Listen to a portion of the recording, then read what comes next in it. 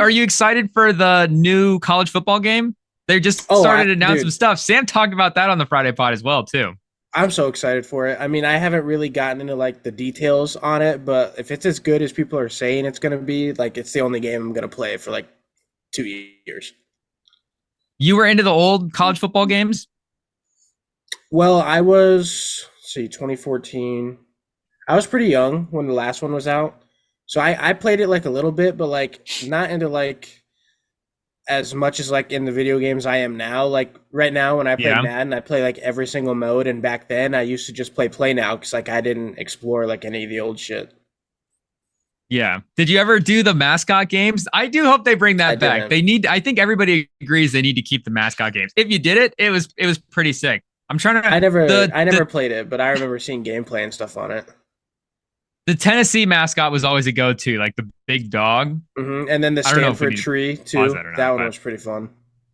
That one's fun to watch. I don't think I ever played with Stanford. You get like the OK State Cowboy, like playing with someone like the Knights and the real people ones were kind of always fun. But yeah, I don't think the Michigan one was any good. I never played with the Herky. I would play with Herky on the new one though. Herky would definitely the new college football. He would run through some people, 100%.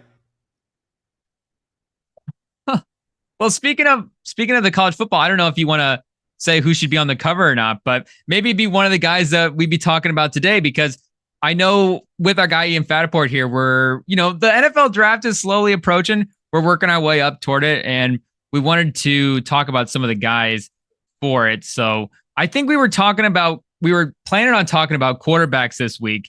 And I know, like we said, we're going to keep a little bit of a schedule. So, who knows how far or how many guys we'll end up talking about it. And we also tried to do this once before as well, too, and ended up in the lost tape. Shout out to IT for that one. So shout out to our guy, Ian Fattaport, because we're going to be talking about Caleb Williams again. Have you changed your opinion at all on Caleb Williams from before? My mind is a little more I know it's in open. the lost tapes, but it's a little more open. I mean, I've been listening to some stuff, so we're keeping an open mind going into it. And not only him, there was another guy I had a pretty closed mind on where I think I'm a little open up to it now. So we'll see. We'll see how it goes. Is McAfee pretty pro Caleb Williams? Well, I can't imagine McAfee's hating on anybody, but yeah, they've been gone for the last week, and I think they have this week off too, which is unfortunate because they're based in Indianapolis, and the combine is this week, and they're not going to be live talking about it. Is that their own fault though for taking it off? I think it is. I think they said that right before they left. It was like, sorry about it. Like, our vacation time didn't line up well, but it is a good time to go, because like we said, I just went on a trip this past weekend. Yeah. So we might talk about that a little bit with Sam on the Friday pod. It was a pretty good time, but I know, like you said, you're more open-minded on Caleb Williams now than you were before. And I know it's in the lost tapes, but what was it about Caleb Williams' game that makes you nervous? I think the main thing is it's pretty obvious that when he has an open short read, like his first read short, he chooses not to take it more times than he does, which isn't really something that really works in the NFL, because when you make those kind of progressions and you move through the offense, to get those drives to get going, those short little passes can go a long way. And if he elects to try to make a big play every single time he has the ball in his hands, I just don't see it working out very well. And that's why did you say that you had Drake Maye over him for that reason? I did. But that's that was really the strength of his game. And it's the strength of his game when it works, because there's a lot of the times where he does hold on to the ball a lot, and then it ends up in a loss of yards or a sack or just a throwaway. But I will give him credit, when he is able to do that and he does it successfully, it's one of the positives, but it can also be a very big negative, and that's why it's just really risky. But it does seem now like Caleb Williams is sort of emerged as the number one guy. I don't want to say clearly, but especially now this past week as well too. Like Sam also talked about this on the Friday pod. If you guys haven't listened to it, you probably should. But he talked about the Fields unfollowing the Bears from social media. And I know Fields came out and tried to clarify some stuff, but everybody can definitely see the writing on the wall there. And Sam even pointed out on that pod too, and I didn't realize this, but there was a report that, and I forget what the reporter was that he shouted out, but there was a report saying that there might even be like a framework already kind of in place, or even maybe like this coming week here, there might be some sort of like leak, like, oh, this team is in the running for Justin Fields. So it does seem like the Bears are moving in on a quarterback, but there also a report as well too that the person they brought in for their offensive coordinator wanted more of a first read guy. So there was still like some rumors that, hey, maybe sneakily Drake Maye is still the guy that the NFL teams might like number one. But are you surprised about how the Caleb Williams thing has turned out? And, we're about to hit the combine here, like you said. So we're really going to start ramping up the draft stuff as we see the pro days. Like the pro day throw stuff, we know how the overreaction can happen to that. But going into it where it seems, again, with the Fields, it does seem like the Bears really are targeting Williams, at least from my sense. Do you get that sense as well, too, that he's kind of clearly emerged as the number one guy at this point, headed into the combine? Recently in the last couple of weeks, it's kind of emerged as he's like the guy. And then when it comes to like the Justin Fields stuff, like I'd say like I was rooting for him to stay in Chicago up until about a couple months ago. But when Caleb Williams really started to be like, everyone kind of reminded themselves like, okay, obviously this guy in 2022 was like the greatest quarterback anybody's ever seen. 2023, he didn't do as much, but like he's still up there. Like I think they're just kind of reminding themselves that like this is the guy. And when it comes to Justin Fields, it's always been like in the crunch time, he can't deliver. And in dead time, he's like the best quarterback in the league. And when that's the kind of like opposite play that you have, like where it's like Mahomes, where in the crunch time, he's like the best quarterback we've ever seen. And then even when like he doesn't have any pressure on him, he's still very good. You have to be able to do both. And if you can't like supply something great when it's needed, obviously it's not going to work out in the long run. And I think the part about the Caleb Williams thing, again, headed into the pro days, if like, well, I guess we all know the names, but like if Drake Maye or Jayden Daniels or somebody lights up the pro days and the throwing drills, you never know how this could shift. But again, just where we kind of stand right now at the time that we're recording this, the part that really surprised me is where he does seem like he's the number one guy, but he doesn't seem like he's getting that same quite generational level that he was getting before. Like everybody, again, still clearly like this is like a great quarterback prospect, but it doesn't seem like now people are quite like, it's like, okay, Luck and them guys, like that's still the tier one of all time prospects. And maybe he's in just the barely right in the tier underneath that. But the fact that he is being talked like that and still clearly the number one guy actually makes me think like I'm actually kind of a little more confident in him now. And, I was really rewatching a bunch of stuff the last couple of weeks, a bunch on all these guys. And there's more reasons why I'm confident that Caleb Williams is the number one guy. But the fact that people aren't holding him to that high of a standard, but still clearly like, okay, this guy is the number one guy. It just makes me feel really comfortable with the fact that he is, again, still like obviously a great quarterback prospect, but like the expectations that people are putting on him, not just for the career, but like year one, too, especially for these guys, where it's like, if he's that generational guy and he comes out year one and maybe it's, the interception thing or whatever is a high number, it could just the way we talk about him. But I like the fact that people are like kind of comfortable with where they're ranking, where it's not, oh, he needs to be the next Peyton Manning. I agree. And, or even Mahomes, where he was getting that comp before. Yeah, when it comes to like the generational talent stuff, like that was all we heard after the 2022 season going into 2023.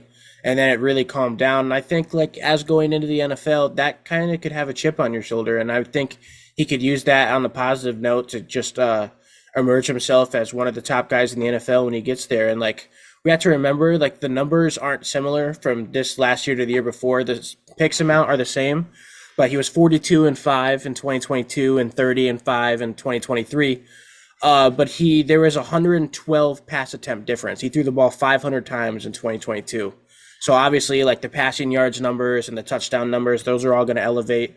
And the ratio was a lot better in the interception department because of that. But since he only threw it 388 times, he went 30-5. It's a little bit less, but if he would have thrown it 500 times, he was almost on pace to have the same exact number. So I think I think everybody's kind of realizing that like Hmm. maybe we should slow down on like all the trash talk on this guy right now because he's still clearly one of the best QB prospects we've had in a while.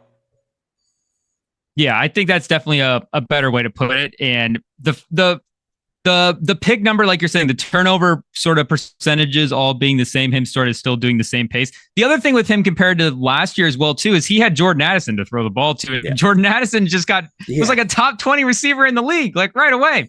Like when Jefferson was out against Ward, he just torched Ward that entire game. I think didn't he give he had a good game against Jair, I think, too, as well, against the Packers. He had good matchups. And again, Caleb Williams, the deep threat as well, too. I don't think they had anybody that could do the deep threat the way that Addison did on that team. It just changed the dynamic of their offense. And he was just the amount of stuff he had to do for that team. Like the game that I really went back and rewatched was the Washington game. And he is basically perfect in that game, except for the fact that he makes like a pretty costly, like there's like a fumble at the end of the first half that turns into Washington points, I think. And then there's a pick he takes like a big sack in the fourth quarter as well, too, that puts him out of field goal range, is really costly. And it's like, okay, he has these couple of moments where you're like, he makes the play, but he does everything in that game to keep him in the game. He's, again, perfect throughout almost the entire, and that's what he had to do for not just this past year, but again, even with Addison, he still had to do that kind of hero ball stuff. And I know that can get guys in trouble too. Like Josh Allen definitely has his own troubles with the hero ball thing. But the fact that he had to do all that and still the turnover numbers for him were really low both of the years. That is honestly the thing that makes me feel that's the thing that makes me have him number one, is the fact that he had to do all the hero ball stuff and still had the low turnover number. He only had 2 multi-interception games his entire career, or at least at USC. And I don't think he had a multi-interception game at Oklahoma. And one of them was that really bad Notre Dame game where it just was obviously the worst game that he played in college. So where Josh Allen, this past year, like we said, the turnover stuff got him in trouble. I don't know if, again, that will translate year one or long-term, whatever, but out of all of the guys in the class where May could do some stuff, Penix, I think Penix only had, a couple picks this year. Bo Nix only had like 3. So it was a good, efficient year from all these guys. But we had back-to-back years where I thought Caleb Williams was asked to do more than all these guys and still managed to turn the ball over less. And that's really the thing that separated me from him. Yeah, and if he's going to have to play hero ball in the NFL, there's no better place to do it than in Chicago. I mean, obviously their quarterback's probably got to be the guy that controls everything. He's going to have to get out of the pocket. Their offensive line, we know, is not the greatest. So if that's going to be a positive note for him going into the NFL, that's exactly the place where he's going to have to do it. And to have a guy like DJ Moore who's on the other end of it, I mean, could work out really well. And maybe they add another guy receiver there too with the 8th pick, I'm sure, or the 9th pick. I'm sure we'll get into that. I don't know if we did this in the lost tapes or not, but the all-time Caleb Williams, would you rather Caleb Williams versus as a pick, Caleb Williams versus Cam Newton? Did we do this in the lost tapes? I think we did. We did a couple names. I don't remember which names we did. Oh my God, that's tough because like Cam Newton is like the best like rushing quarterback prospect of all time, and then Caleb Williams is just like had like a tremendous rookie season. Yeah, I still think I'm taking. I mean, won the MVP obviously and carried his team to a Super Bowl. I still think RG3. Did you say you'd rather have RG3? I think so. I think I said RG3. Would you take the media careers for both of them afterwards too? RG3 post football. I love RG3's Twitter. RG3's Twitter is so funny. He just calls everyone out.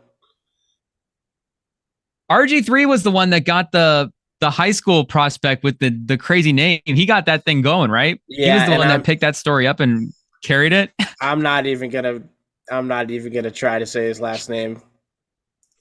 He might not say it, but he may tweet about it on Ian Fattaport. You guys never know, so go give him a follow and check it out. That might be the one thing. Did you say tweet? Did you say you'd rather have Mike Vick? Ooh, yeah. That's a really close one for me. I think if we're doing like an all-time draft, I would just be confident that I could build a good enough team around Mike Vick. Oh yeah, and then figure it out from there. But I would. You don't even need an Mike offensive Vick is just line one of if my you have all-time Michael favorite Vick. quarterbacks. Yeah, you don't even need an offensive line because, like, well, I would take. I'd be taking lineman first. Pressure. You don't even need it. Anytime he just feels like 1 ounce of pressure, he's gone. You're not touching him. If we're doing the all-time fantasy draft, I know like, hey, I can get Michael Vick in like I don't know, is he like a 10th round kind of guy? I don't know how many teams are in this all-time fantasy league. Is it 32? Is he a top 320 player of all time? Oh, I'm taking like, top 320. Taking like Munoz #1 overall. Who's the best left tackle of all time? I'm taking that guy. Probably is Trent Williams up there? He might be up there. He might be up there. The thing is, Munoz is like 265. Yeah. So I mean, he's the greatest left tackle of all. 3. He's a big boy. Let's see how much Munoz was listed at. He played from 1980 to 1980 to 92. Okay, 278. So 280, but still for a left tackle, he's gonna have to go up against Miles. Yeah, he's as big as Myles Garrett. So if somebody drafts Myles Garrett, I'm not saying Munoz couldn't block Myles Garrett. The Bengals fans don't get mad at me. I'm just saying that they're the same size, and maybe I'm not taking him in the first round. Yeah, dude, he was literally blocking like plumbers, and I'm just kidding. No, I think LT played in the. No, that's the argument for basketball. You can't really argue that for football. Yeah, it's not Bill Russell, so there's no podiatrist in the league at this point. But they never played football in Converse. That's really the thing. Would you rather have Anthony Richardson? Oh no. You're taking Caleb Williams? I think I'm taking Caleb Williams. Is it close? It's close. It's pretty close. And I think what's the difference? Richardson's got a bigger arm. It's straight up like prospect hype. Like I'm taking Caleb Williams over like Anthony Richardson's prospect hype, but since like the little flash that we saw in the NFL can kind of like construe like the conception of that. But if I'm just going purely off of like prospect, who am I going to draft out of college? I'm taking Caleb Williams. But you're taking Richardson and Steichen versus Caleb Williams and Matt Eberflus, right? Oh yeah. The combination, Shane Waldron and Caleb Williams. You'd rather have Steichen as the coach, but Steichen's good. I like Steichen. So is Drake Maye still clearly number 2 to you at this point? Yeah, I'd say he's pretty much like locked in as number 2. I don't think somebody, because who's in that spot? The Commanders. I don't think the Commanders would take Jayden Daniels over him. Yeah. So. Yeah, I'd say Drake Maye is number 2. How close is it for you? See, I don't really know how to judge it because like Drake Maye, he's been like his last 2 years were like the main years at North Carolina, the 2 years that everyone looks at. He was very consistent. And then when you look at Jayden Daniels, like his like production just kind of came out of nowhere. Like when you look at 2022 at LSU, he had a 68.6 passing completion percentage, just under 3,000 yards. He was 17-3 in touchdown to interception ratio. And then out of nowhere, he throws the ball 60 less times than he did the previous year and gets his yardage by almost 1,000. He throws for 40 and 4. He's throwing 11.7 yards per passing attempt. Mm-hmm. Like the boom just kind of like came out of nowhere. And like Drake Maye has been like consistent for those 2 years against Jayden Daniels 2 years at LSU. So that's kind of like how I have it. And I'm not saying like that Jayden Daniels like shouldn't be taken serious because like the year before he wasn't good. Because like obviously what he did this last year was Heisman worthy, and now he's a top 3 draft prospect in the NFL. But I like the consistency a lot, and I think the teams in the NFL who are trying to look at these QBs will probably see the same thing. So how overall then for just prospects in general, because there's quite a few quarterbacks in this class where there's a couple of older guys. Jayden Daniels I think is 23. Penix is going to be 24. Mm-hmm. You've got Bo Nix, who's kind of depending on again with the combine, 30. he might make a. Bo Nix at 30 years old. Also might be, sneaking in the 30th pick, might be in the first round too, making a case for it.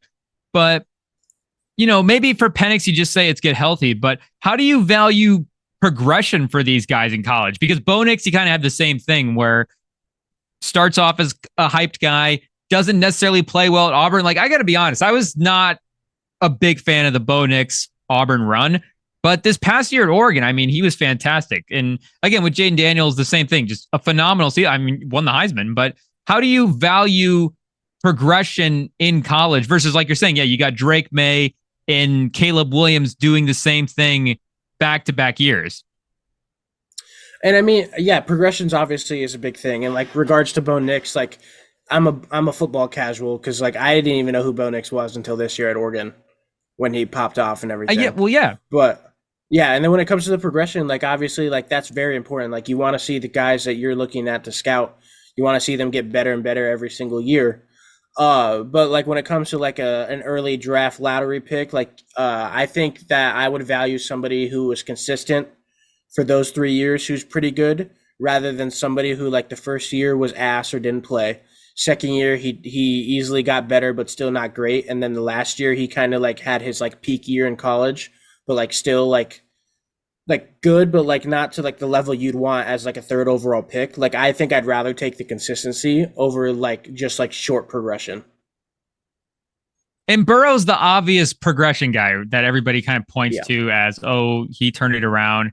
But I'm just trying to think off the top, like who's the number 2 progressed in college guy and got better in the NFL? Because you think like Manning had the run, Luck had the run, and then the other guys. So it's like, Brady was a 6th round pick. So it's hard to say he necessarily progressed in college. We're talking about, again, Jayden Daniels is a top 3 pick for this year.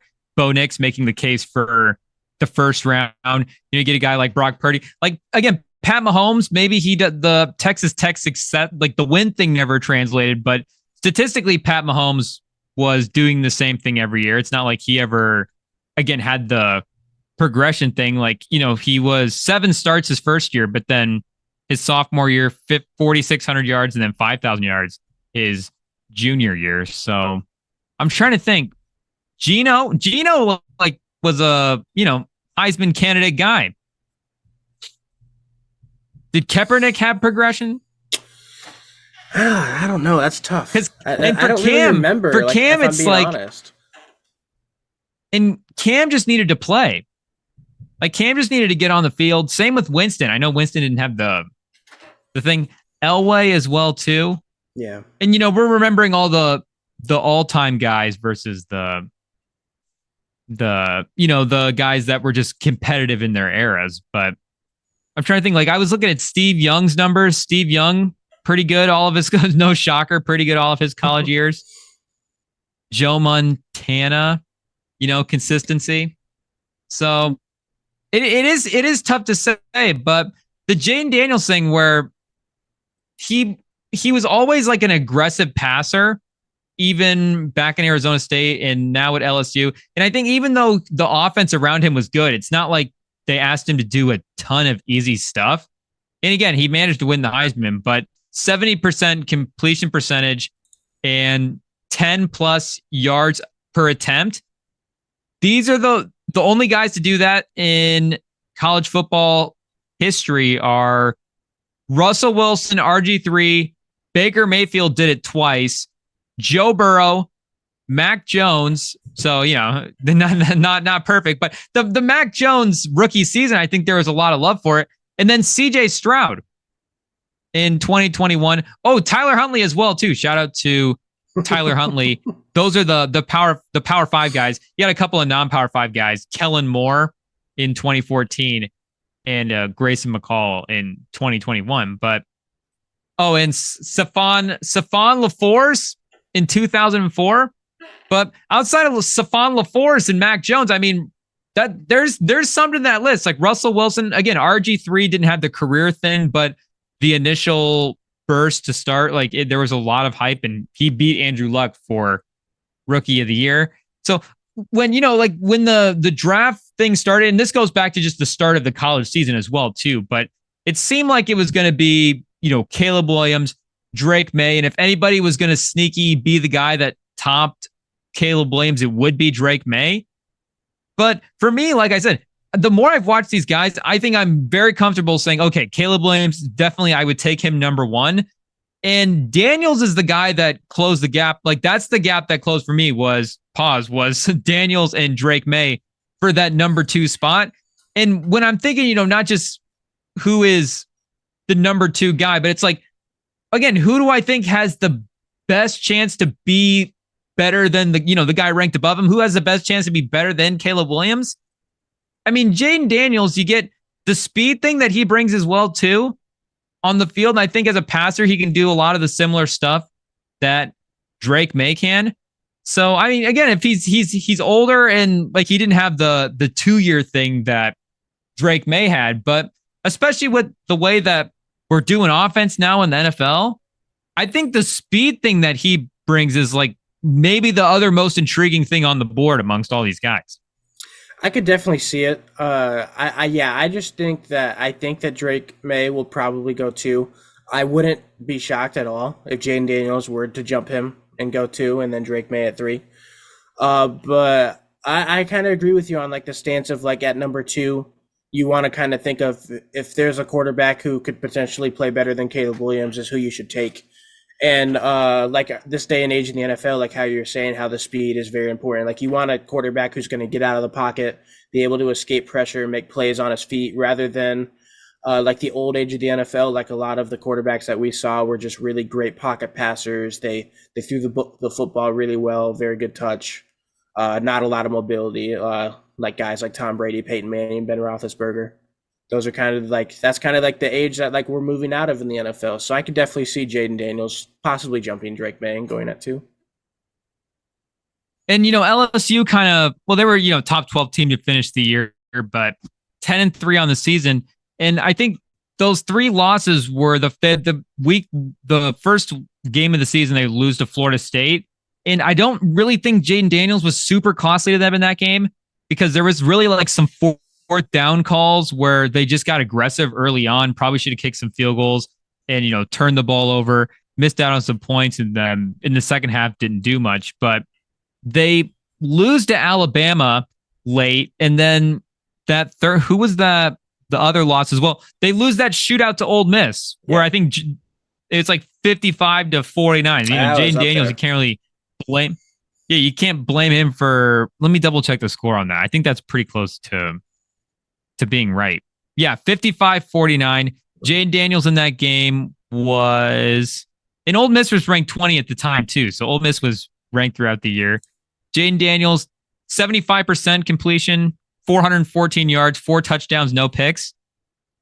So again, it's hard to say that you can really like put it. You can't like, again, with Caleb Williams, it's hard to say like, oh, Jayden Daniels was the thing. And it, not to say like, oh, we're blaming Drake Maye for the North Carolina struggles, but he definitely played a little more inconsistent in the back half of the season than he did to start. And he did that both years as well, too. So there is a little bit of concern, I would say. I don't know if concern is the right word, but just interesting that, again, in the second half of the season, once you get into conference play and people that are familiar with you and people that are watching you, and a lot of rematches too with coaches, that his numbers are going to drop off versus, like we're saying, Caleb Williams and Jayden Daniels. And I just, again, think a lot of the passer stuff that Daniels or that Drake Maye is going to give you, I think Daniels can give you as well too. So it's really just, I think, a youth thing with them. And again, like you're saying, the consistency over the 2-year period. Drake Maye as well too. There's like some pedigree with his background. I think he's a pretty athletic family. So there's like the Christian McCaffrey sort of thing, Christian McCaffrey syndrome, athlete kid syndrome with Drake Maye. Really, the thing that both these guys don't have is just that Caleb Williams cannon arm. But again, it's the same for both these guys. So I think a lot of the short throw stuff and the intermediate stuff, I think they both can give you. So especially after watching Lamar in the playoffs, and not just Lamar too, but Mahomes, where, Mahomes is maybe not going to beat Lamar and Daniels in a foot race, but it's like, okay, the principle of just having your quarterback being able to scramble for 8 yards whenever you need him to. And if the defense is in man coverage and you get the guys going the routes and it's just there, you can take it, because to be honest, that's how the Chiefs won the game. And I don't know if you saw any of like, and that's, that's how they won most of their games this season in the Super Bowl. And I don't know if you saw like they did like a mic'd up thing this year for the Super Bowl. I don't know if you saw any of the behind the scenes mic'd up stuff from the game, but on the last drive, one of the receivers was just like, this drive is going to be Mahomes running the ball and throwing, or Mahomes running the ball and throwing to Kelsey. And, that was the recipe all season. So and Drake Maye can give you that mobility, but just the dynamic on the ground is the thing that just I keep going back to with Daniels. And I think, at this point, going into the pro days, I think he's the guy that I would have number 2. And he is the guy that I think, okay, if there's a guy in the class that could be better than Caleb Williams, I actually do think at this point it might be Jayden Daniels. I mean, yeah, I could see it. What was I going to say? About the Mahomes thing. It was like late in the game against the Bills too, when that was kind of getting close. Like all that game really was just him like 10-yard scrambles for first downs, get to the end of the field, throw a touchdown or kick a field goal. Like, yeah, that's how they won a lot of their games in the playoffs. And yeah, like I agree with you, it did win them the Super Bowl. It's exactly what they had to do to win, and that's what happened. And Lamar was, like the Ravens were with Lamar in a position to do that. Even Purdy, the mobility thing that Purdy brought to the Niners was the thing. So, I mean, I don't think it's a hot take to say that you want your quarterback to be able to pick up yards in the ground, but just again, the speed that Daniels has, I think is right now for me the separating factor between him and Drake Maye, because like you were saying too, there's some stuff where after the first read, Drake Maye can get a little rattled. And that's another thing that Daniels doesn't do. He doesn't really get rattled at all. He's very poised, and that could be, he's experienced. He played a lot of football. But I think you even go back to Arizona State when, again, some of the numbers were up and down. He always did have a poise to him. And again, he could always tuck the ball, scramble, and get away. So the more I look at it anyways, I do, if I'm do I think the Commanders would take Jayden Daniels? That's a different conversation, because the Commanders also brought in Cliff Kingsbury as well. So I think the Commanders are probably secretly hoping that Caleb Williams is there at number 2, or I don't know, would the Commanders, do you think bringing in Cliff Kingsbury, is that like, would they be aggressive enough to trade up to 1? Would the Bears do that and be okay with Drake Maye at 2 or Jayden Daniels at 2? I just feel like the talent difference can't be enough to trade up from 3 to 1 or 2 to 1. Like, you're still getting very talented quarterbacks who have proven themselves to be very good football players.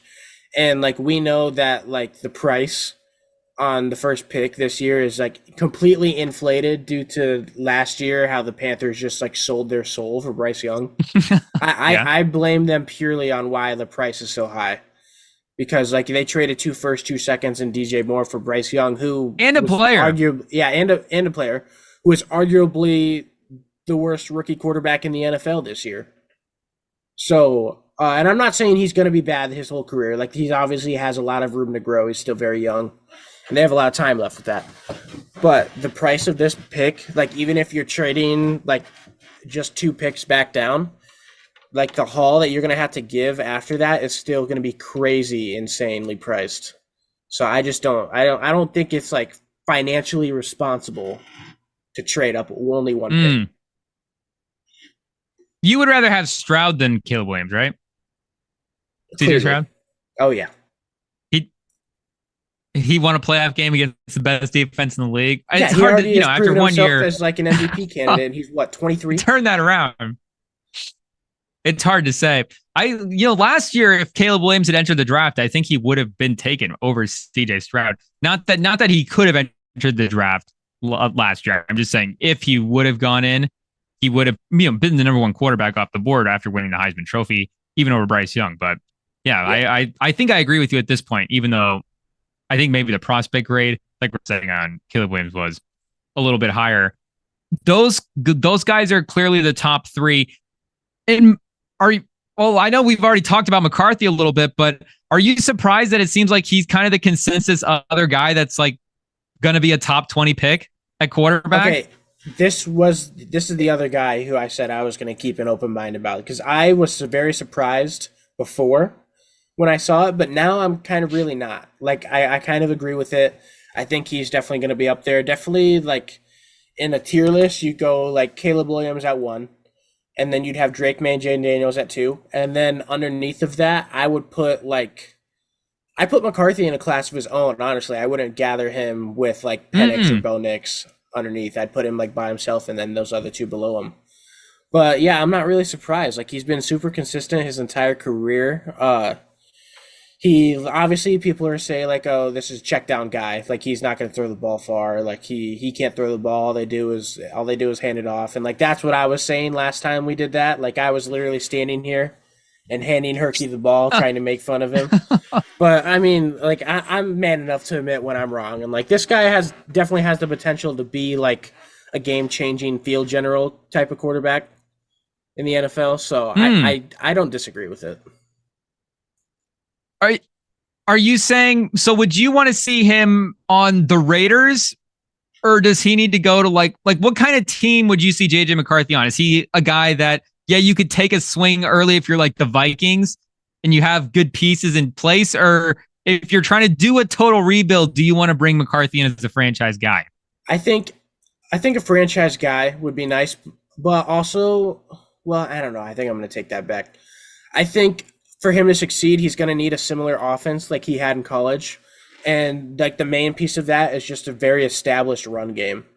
So like, maybe like a young team that like has an established run game. They have a decent O-line, and I would say like above average to top tier type of running back, who, like, when you give him the ball, he's gonna give you 5+ yards a carry. That way they can just like play off of the play action and play off of the run game. And like, that's where he was truly successful at Michigan. So I think that can also apply to the NFL. I honestly think that he would be good on a team like Atlanta, but I can't justify them taking him with the 8th pick. So the most aggressive team, I think, at the top of the draft to be, taking a quarterback, if they were just doing a total rebuild, would be the Giants at 6. Yeah. And Sam also did say on the Friday pod that he thinks that the Giants probably are going to run it back with Daniel Jones for one more year. I think that obviously makes sense after giving him the big contract. And again, being at 6, where they could take, just in general, a good foundational piece if they want to take a quarterback in next year's class or do something in free agency or whatever. But just like, let's just say the Giants are able to somehow get out of the Daniel Jones contract and just be able to take a quarterback at 6. Would, again, not just with McCarthy, but any of the guys in that class below, because at that point at 6, I think all 3 of those guys are off the board. Williams, May, Daniels are going to be, 3 of 4, depending on, 3 of the top 4, depending on how the shuffling works around, like we're saying, if there's any movement. But let's just say like the Giants at 6. Do you feel confident with any of those guys going in with a team like the Giants and just saying, hey, we're going to hand you the keys to the franchise, the offensive line, all that stuff? Dayball's a good coach too, so maybe there's some good development that could take place there. But again, do you feel, not just with McCarthy, but Penix, maybe even Bo Nix? Because you had Bo Nix and Penix in the same tier? I would think so. I think Bo Nix has like the consistency and like the game management, and then obviously Michael Penix has like the arm talent, but there's sense of how much he throws the ball, like that's prone to turnover. So like, that's kind of how I have them, because Bo Nix doesn't throw the ball nearly as much, but he also doesn't turn the ball over nearly as much. And I think also for those 2 guys specifically as well, too, the injury history for Penix, for me, would keep those guys really close, because, the some of the leg stuff and the knee stuff is definitely something you have to keep an eye on. And Bo Nix's progression this year, I do think, was legit. But I think I would want to see those guys on like a good team. I don't know if I'd want to give those guys, and I don't think any of those guys are going to go top. Maybe McCarthy sneaks into the top 10. I think top 15 would be more realistic for him. But do you think Penix and Nick should be first round picks at all? Or are those like second round type guys? Let me look. I mean, they're definitely, if you're a team and you can get them in the second, I think that's ideal. If we're looking at like a late first round pick, like at pick 26 is the Bucks. And I know they probably are bringing back Baker, have brought back Baker. I haven't looked. I don't remember. But pick 26, if they want to Not take, yet, but yeah, if they want to take a shot at Penix, Bo Nix, or Penix or Bo Nix, I guess those are the two that would be left at that spot. They definitely could. I think they have the talent to fit into the end of the first round. But I don't know if like it's just like a necessity, because like obviously when it comes to the Bucks, like Baker Mayfield had one of the best seasons of his career this last season. He was one of the best passers in the NFL, which is like surprising because at I think 32 years old and how many setbacks he's had with the different team he's played for, like nobody really expected that. Like he was playing scout team D-line for the Carolina Panthers and then put himself into like a top 10 passer in the NFL the year after. So I don't know if it's really a necessity right now, but like that's like the only real team in like the bottom 8 picks that have any sort of quarterback need. So I don't really see them going in the first round. Oh, if you're a team, like you mentioned the Falcons at 8, or let's say the Seahawks at 16, because I know it's another team that Sam had his eye on for upgrading a quarterback, or Pittsburgh at 20. Like if you're Atlanta, Seattle, Pittsburgh, would you rather trade for Justin Fields or take your first round pick on one of those guys? Oh, I think if I'm Atlanta, I would probably trade for Justin Fields, but it would need to be like a good package getting back, because like it just depends on how much they'd have to give up, because like obviously I don't think the Bears are gonna like hear anything unless like somehow like that 8th overall pick is involved. And I could be wrong because like I'm just a fat kid who lives in Iowa talking about football. So but I could see him like meshing well on a team like that. And then like you said, the Seahawks, I don't think they traded for Justin Fields. I think like obviously Russell Wilson kind of ran like the similar offense in his prime, like how he was able to get out of the pocket a lot. Like definitely didn't use his feet as much, but like the improviser on his feet quarterback he was. I just don't think they really do that with that offense anymore, because like Geno Smith's not really known for getting out of the pocket. Drew Lock is just a fuck up. So yeah, they don't really have anything planned around him. I just don't see them trading for Justin Fields. So if McCarthy somehow they're at 16 or 20, do you see Seattle, Pittsburgh taking him? Oh, moving on from Pickett? I don't think he's gonna fall. I don't think he's gonna fall that far. At 16, definitely the Seahawks would take McCarthy. At 20, I don't think the Steelers would take McCarthy, just because I don't think they'd move on from a quarterback that quickly. Would the Steelers take Penix at 51 or Bo Nix? That would be their second round pick. And then they would pick again in the third round at 84. You know, none of those guys would probably be on the board at that point. If they manage to slip outside the top 50, do you have to just take, is the value too good at that point? Yeah, I think that's what I was going to say, is the value's too good where you really can't let them drop. And like that's what I was saying about Will Levis when he went at 33, 34, somewhere in that range. I just think like he had fallen too far to the point where like the Titans couldn't take anyone else, so they can't justify taking anyone else over him. So yeah, would you say Penix would? Go ahead. Would Penix be the most likely to slide because of the injury history to be there at that spot? The injury history, and then just like the willingness to like throw it up, like almost arm punt is what I would say. Like Josh Allen and Tua Tagovailoa are like the arm punt professionals, and like Penix he's done the same thing a couple times in college. So like I could see that as like a factor with like turning the ball over. I definitely think that he would be the one to slide. Yes. Do you have a bias against lefty quarterbacks at all? I do as a video game player because they suck in Madden. But in real life, I don't really think it. I mean, as long as like the offense is setting up reads to his left side, so like they're not setting him up for failure. I mean, I don't have anything against it. That's another one where it's like, okay, obviously, like we were saying earlier, we both love Mike Vick, and we will defend Mike Vick to the death. Maybe like, and he's our guy that he's our guy forever. But who's the other big like time lefty quarterback. It's like, Boomer Esiason. Well, Tua's a lefty as well. He's in the league currently. Do you think? But do you want Tua if you want to win in the playoffs? I love Tua. I'm just asking. I don't think I want Tua if I just want him to answer a simple math question. Like, there's not a lot going on up in there anymore. So if if the upside for Penix is Tua, it's I mean, that's still really good. The lefty, like that is like it is good. Like NFL starter like worthy. I don't know if it's like it is good, but if you're telling me he's never going to win in the playoffs, yeah, that would be. I mean, but out of the quarterbacks underneath him, like I don't think any of the other guys will. Like when we talk about names underneath him, we've got what, like Michael Pratt out of Tulane. Do you have any sleeper guys that you like? He's like the only one I could find that like anyone had anything on. Do you have any Spencer Rattler stock? No. I think he had his best shot. You need to do a Spencer Rattler impersonation? He had his best shot when he was playing at Oklahoma. Can you bring Cleo in to throw some interceptions? Do a Spencer Rattler? I like Spencer Rattler. I would give him a shot late in the draft if I was a team. That's my sleeper guy right now. But you're right. The list outside of that, I think the only other guys that got invited to the combine were, let me pull up the list here. Do you have any Joe Milton stock? He's Tennessee, right? Yeah.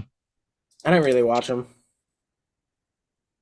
I saw a stat that was like, he was like 38% throwing the ball 10 plus yards down the field. Jesus Christ. Big arm, big kid. Sam Hartman is well invited. Completion percentage in that past 10 yards. Austin Reed from Western Kentucky. Did you watch any Austin Reed this year? Never heard of him. I don't know how he snuck in the combine invite. Let's look up the Austin Reed stats real quick. What's Western Kentucky? Are they hill makers? Is that like the logo that just says like WKU with like a red bandana looking thing? 61% completion, 3,300 yards, 31 touchdowns, 11 picks. I mean, that's pretty much Drake Maye. 61%? Well, I think Drake Maye threw better than that. Drake Maye was what, 68? Drake Maye this year was 63, yeah. 36, 24, and 9. That's pretty similar. Drake Maye 6'4" or 6'5", 220. Austin Reed, can we get I don't know his size. A listing on Austin Reed? Right. We haven't done the combine measurables yet, so maybe the height and weight. 6'1", 223. So mini Drake Maye. Height undersized, but the weight is still up there. So is this the next Brock Purdy? I don't think there's ever going to be a Brock Purdy again. I think the Niners just got so extremely lucky. Maybe once we do the deep dive on all these guys, we'll do a who is the next Mr. Irrelevant in this draft guy. We'll deep dive the 7th rounders and do a whole segment on it. So your list right now, you said you have Williams, May, Daniels, McCarthy, Penix, Nix, Michael Pratt, Austin Reed? Or are you switching Austin Reed with Michael Pratt? No, I'm going to put Bo Nix above Michael Penix. Okay, so I have Caleb Williams, Drake Maye, Jayden Daniels, JJ McCarthy, Bo Nix, Michael Penix, and then everyone else. Because I haven't. But if you put Austin Reed in Washington's offense, could he have done the same thing? I mean, I don't know who the fuck this guy is, so I don't know. No, shout out to Penix. I think he was second in the Heisman voting. He had a phenomenal season. Michael and again, Penis. in he'll bring that big Penix energy to whatever team he gets drafted. Oh yeah. But whatever. Like that USC game we mentioned earlier, he was awesome in that game as well too. Oh, yeah. He did the Michael Penix thing where he tends to, like you're saying, miss some throws early, but then can really settle in. The only games where he didn't do that were, I think, the Oregon State game, there was bad weather. The Michigan game, the national championship game, he threw 2 interceptions in that game. was kind of off his beat the entire time. And then there was, I think in the Arizona State game, he threw a couple of picks. He didn't throw any. I don't think he threw any interceptions in the Oregon State game. He just didn't have a good stat line. Or, yeah, 46% completion for 162 yards. But Arizona State, he threw 2 interceptions. But, I mean, 11 picks on the year. So the Knicks thing, like you're saying, just some of the interception stuff with Penix in the injury history would, I think, yeah. I wouldn't, I don't think I can move off of Penix actually and put Knicks above him, but I could see him in the same tier. And like you're saying, take Knicks ahead of him. I wouldn't blame a team for doing it, but he is, I mean, like 45 years old. So I do see like why that's like a negative to some teams. Cause like they want a guy who won't blow a hernia his second year in the NFL. So I do understand that. They don't want to get the electric wheelchair out for their rookie quarterback. They don't need their quarterback walking onto the field with a walker and like a back strip. You want to be able to get through at least 2 contracts with that guy at some point. But like you're saying, you start getting into the second round. I think those guys are pretty valuable second round guys. I mean, like we're saying, I don't know if I wouldn't necessarily be like against the Colts snagging one of these guys in the second. Like they're drafting at 46 in the second round. And I'm not saying like Anthony Richardson is the starter for me there.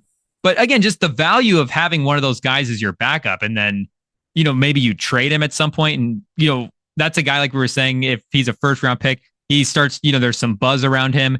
Maybe unfortunately, Richardson does miss some time again next year. He gets in for a couple games. I'm just, having a valuable backup and just a valuable trade asset, like we're saying, I just really think those guys could be starters in the NFL. Sam was saying that as well, too, on the Friday pod, that he does think that Michael Penix could be a starting level quarterback. So I think we both agree, not quite first round. So is 26 like the highest they would go for you? I think so.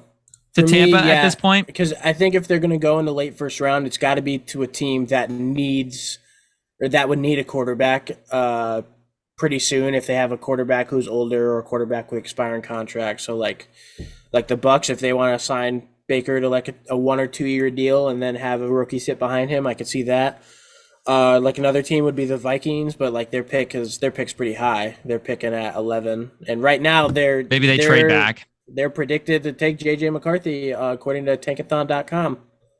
So if they that's what I'm looking at right now, one of those guys, or just take JJ, I mean, maybe the Eagles move up to get like a tackle or something to 11, and the Vikings trade back and snag a guy.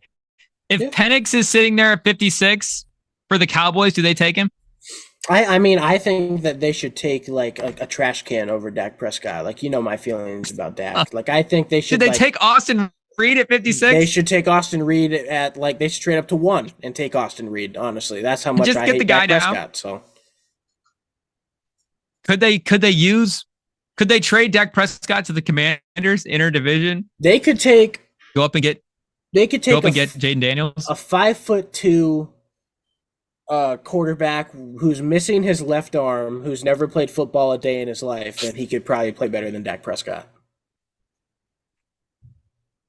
So Dak Prescott for the number 2 pick in the draft. The Commanders say no? Dude, Dak Prescott doesn't even have the skill to be good in the WNBA, let alone the NFL. Dak Prescott for 6? I guess they don't get Jayden Daniels at that point at 6. That'd be kind of a waste, but and you're probably not going to trade up to get McCarthy. Dak to the Vikings for 11. Take McCarthy. Taking McCarthy. I fucking hate Dak Prescott. Fattaport said phone it in now. Was there when is the combine? Is the combine next week? Yeah, I think the combine starts next week. So I guess we'll do Monday, combine. We'll do combine stuff. Maybe if there's some big stuff to react to, I'm sure we'll mention Caleb Williams and all these guys a bunch more. But I think for me right now, I would go Caleb Williams, Jayden Daniels, then Drake Maye, with the Jayden Daniels, Drake Maye thing being super close. But I don't know, just watching the tape. And even though he was in that LSU offense, don't know it was like the Stroud thing where it's like, okay, he's still impressive enough in his own right, even with all these receivers around him, that he's clearly standing out enough to make an impact. So was there anything else you wanted to mention before you get to the big Madden game? I think that was all for football. I will say for baseball, spring training has started. The Cubs have re-signed Cody Bellinger. Ooh. Life's looking great. So any baseball fans? Re-signed? He was on the Cubs? Are you high? Yes. He played the whole last season for the Cubs. When did he go on the Cubs? Last year. Last offseason. Was that a trade or did you get him in? No, we signed him. I remember Bellinger from some of those Dodgers World Series things. I think, was he like a rookie of the year or something? Rookie of the year, yep. Yeah. 2019, rookie of the year. Okay, yeah, he had a good start to his career. I remember that, but was he a clutch playoff guy? I'm trying to remember. He was just like an overall, like really good regular season and playoff. Okay. And then like 2020, 2021, 2022 kind of fell off. Signed with the Cubs in 2023. Did, I would say, probably his second or third best season of his career. We just signed him to 3 years, something around 70 mil, I think is what the number was. So I'm excited. 70, that sounds like a reasonable baseball contract. That's like a normal sports contract. Was very Normally happy. The baseball contracts are. Yeah, I was very happy when I got that 10 years. It wasn't a 10-year, $700 million for Bellinger's. So yeah, I don't think we can afford that. So I'm kind of happy about that.